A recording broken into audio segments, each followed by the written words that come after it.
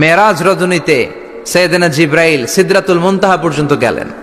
ওইখান থেকে দুইটা ঝর্ণা বা নদী নেমে গেল। বিষ্ণু বললেন, জিব্রাইল, এই নদী দুইটা কোন নদী?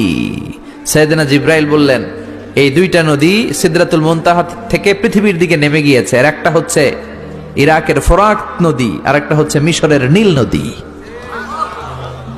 এরপরে সাইয়েদনা জিব্রাইল বললেন, ইয়া রাসূলুল্লাহ, ইয়া হাবিবাল্লাহ, এই জায়গার নাম হলো সিদরাতুল মুনতাহা।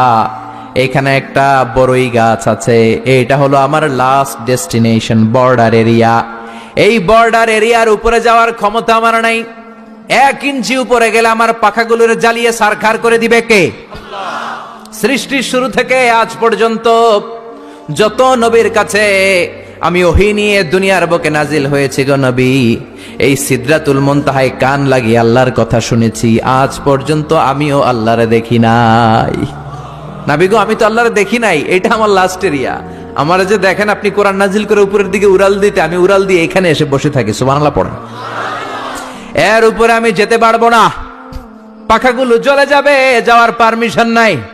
তবে আপনারে পারমিশন দিছে কে?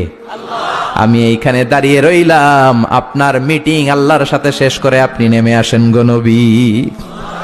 নবী যান, আপনার মিটিং এর জন্য আপনাকে সারপ্রাইজ